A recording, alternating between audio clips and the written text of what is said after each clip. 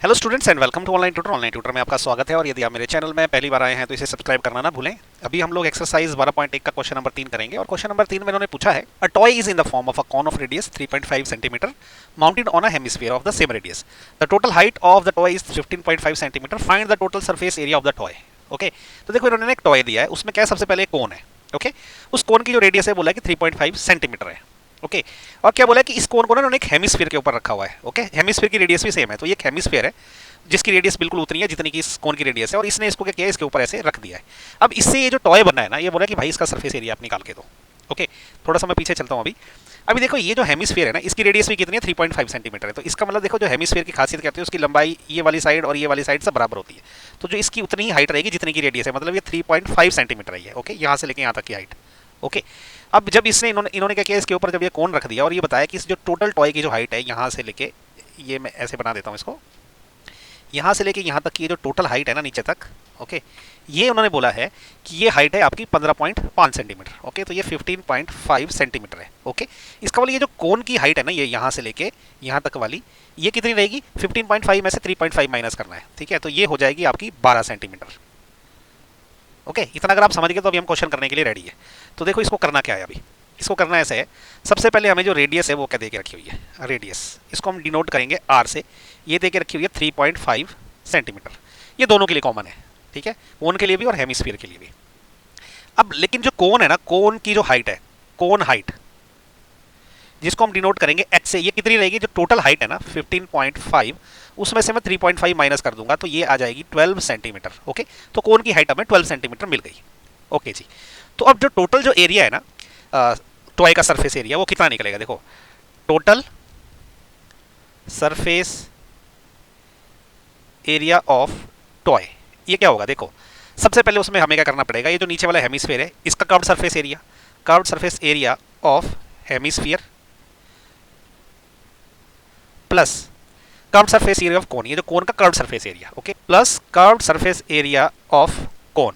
Okay, तो देखो curved surface area of hemisphere तो सबको पता है, वो क्या होता है, वो होता है 2 पाई आर स्क्वायर, क्योंकि पूरा जो स्फीयर रहता है उसका कर्व्ड सरफेस एरिया होता है 4 पाई आर स्क्वायर। उसको मैं 2 से अगर डिवाइड कर दूं तो हेमिस्फीयर का कर्व्ड सरफेस एरिया निकल जाता है। प्लस कोन का जो कर्व्ड सरफेस एरिया वो सब जानते हैं, वो होता है पाई आर इंटू एल। ओके, अब देखो हमारे पास आर तो देके रखा हुआ है। ओके, लेकिन समस्या क्या है, हमारे पास एल नहीं है। ठीक है, एल क्या होता है, ये जो स्लैंट हाइट होती है ना इस कोन की, ये वाली हाइट यहाँ से लेके यहाँ तक की जो स्लैंट हाइट है, इसको हम एल बोलते हैं, ये हमने निकालनी। अब देखो ये जो आर है ना, ये हमें दे रखा हुआ है, ये है 3.5 भी बोल सकते हैं इसको, 35.10 भी बोल सकते हैं। और ये जो हाइट है, ये वाली हाइट, ये हमने अभी अभी निकाल ली है, ये है 12 सेंटीमीटर। ओके, तो अब हमें क्या दिक्कत है ना, हमें अभी ये एल निकालना, तो एल कैसे निकलेगा, देखो ये क्या है, एक राइट एंगल ट्रायंगल बन गया, तो एल हम निकाल सकते हैं पाइथागोरस प्रमेय का यूज करके। ओके, इसको इक्वेशन 1 बोल देते हैं, वैल्यूज पुट करने से पहले हम ये निकाल लेंगे। ओके, तो अभी हमें क्या है, हम बोलेंगे कि जो एल है, एल कैसे निकलेगा, एल निकलता है हमारा H square plus R square का स्क्वायर रूट। ओके, ये पाइथागोरस प्रमेय से हो गया, क्योंकि एल क्या हाइपोटेन्यूज है, तो हाइपोटेन्यूज का स्क्वायर क्या रहेगा, बेस का स्क्वायर प्लस हाइट का स्क्वायर, तो एल निकल जाएगा उसका स्क्वायर रूट करके। अब ये ले लेते हैं। अच्छा, जो रेडियस है ना 3.5 भी बोल सकते हैं हम इसको, और 35.10 भी बोल सकते हैं, क्योंकि जब डेसिमल हटाना हो तो 10 से डिवाइड करना पड़ता है। ऐसा मैं इसलिए कर रहा हूँ क्योंकि अगर मैं आर की वैल्यू जो है 35/10 ले लूँ तो कैलकुलेशन ईजी पड़ेगी। ओके, तो देखो ये क्या रहेगा, एच का स्क्वायर क्या है हमारा, एच है 12, तो 12 का स्क्वायर प्लस ये 35/10 का स्क्वायर। ओके, इसका स्क्वायर रूट, ये देखो क्या हो जाएगा, 12 का स्क्वायर क्या होता है 144 प्लस 35/10 का स्क्वायर देख लेते हैं क्या है। ओके, तो ऐसा करते हैं कि रफ जो है मैं यहीं कर लेता हूँ इसी जगह पे, बाकी फिर बाद में क्या डिलीट कर लेंगे। ये देखिए 35 गुणा 35। ओके, ये क्या हो जाएगा, देखो 5 पंजे 25, 25 का 5, 2 बच गए, 5 3 15 और 2 17, क्रॉस 5 3 15, 1 बच गया, 3 3 और 1 10। ओके, तो ये क्या आ जाएगा 5, 7 और 5 12, 1 बच गया, ये 2 हो गया, 1 हो गया, 1225 हो गया ये। ओके, 1225 अपॉन 10 का स्क्वायर क्या होता है, वो 100 होता है, इसका स्क्वायर रूट। ये क्या हो जाएगा, जब इसको मैं ऐड करूंगा ना तो 100 से मल्टीप्लाई करना पड़ेगा, तो ये हो जाएगा 14400 प्लस 1225 अपॉन 100। ओके, इसका स्क्वायर रूट हो जाएगा ये। ओके, तो अब इन दोनों को ऐड कर लेते हैं, 14400 प्लस 1225, इसको ऐड कर लेते हैं, ये हो जाएगा 52651। ओके, और 100 तो वैसे रहेगा, तो ये कितना आ जाएगा, ये हो जाएगा आपका, मैं यहाँ लिख देता हूँ 15625 डिवाइडेड बाय 100 इसका स्क्वायर रूट। अब आप सोच रहे हो यार मैं इतना कॉम्प्लिकेटेड क्यों कर रहा हूँ, क्योंकि स्क्वायर रूट निकालना भी यहाँ पे इजी पड़ेगा। ओके, अब देखो स्क्वायर रूट निकालने के लिए क्या करूंगा ना, मैं ये नीचे वाले को तो मैं 10 इंटू 10 कर सकता हूँ, कोई प्रॉब्लम ही नहीं है। ओके, ये नीचे वाले को उसका फिर स्क्वायर रूट रहेगा बाद में, इसका भी फ्रैक्शन निकालने हैं मुझे, तो मैं इसको क्या करता हूँ, इसका फ्रैक्शन निकाल लेता हूँ। 156/5 ये क्या है ना 5 से चल पड़ेगा, तो ये हो जाता है 3 पंजे 15 और एक बच गया, तो एक पंजा 6 की जगह आएगा, एक पंजा पंजा, फिर एक बच गया, 2 पंजे 10 और 5 पंजे 25। ओके क्रॉस, अब ये 5 से चलेगा, 6 पंजे 30 हो जाएगा, एक बच गया, 2 पंजे 10 और 6 पंजे 25। ओके, इसको फिर निकालेंगे, ये क्या हो जाएगा, एक पंजा पंजा और अभी 12 रह गया, तो 2 पंजे 10 और 5 पंजे 25। अब फिर से 5 से चलेगा, ये 25 रह गया। ओके, फिर 5 से चलेगा और ये 5 रह गया, तो 1 2 3 4 5 6 बार आ गया 5। तो ये मैं क्या करूँगा, 5 को क्या करूँगा, 1 2 3 4 5 और 6 बार मल्टीप्लाई किया। ओके, 1 2 3 4 5 6 टाइम, इसका स्क्वायर रूट हो गया। दिस इज इक्वल टू, अब देखो हर पेयर के लिए एक चीज बाहर आती है स्क्वायर रूट जब आता है तो। ओके, तो ये शुरू के जो 2 पेयर है उसके बदले आएगा 5 मल्टीप्लाइड बाय, सेकंड पेयर के लिए फिर 5 आएगा मल्टीप्लाइड बाय, थर्ड पेयर के लिए फिर 5 आएगा, डिवाइडेड बाय ये नीचे वाले 2 पेयर है तो इसके बदले एक ही पेयर बाहर आएगा, स्क्वायर रूट हट गया। तो ये हो गया 25 पंजे, देखो 12 25 गुणा 25 25 गुणा 125, तो ये आ गया 125/10 आ गया ये। ओके, अब मैं 125/10 को लिख सकता हूँ 12.5। ओके, तो अभी ये एल की वैल्यू आ गई, इसको मैं यहाँ लिखता हूँ क्योंकि मैं अभी इसको इरेज करने वाला हूँ, तो इसको मैं 12.5 सेंटीमीटर आ गई। ओके, ये वैल्यू हम पुट करेंगे इस इक्वेशन में, जो क्वेश्चन 1 थी, तो मैं इसको पूरे को डिलीट कर रहा हूँ ताकि मैं आगे की कैलकुलेशन कर सकूँ।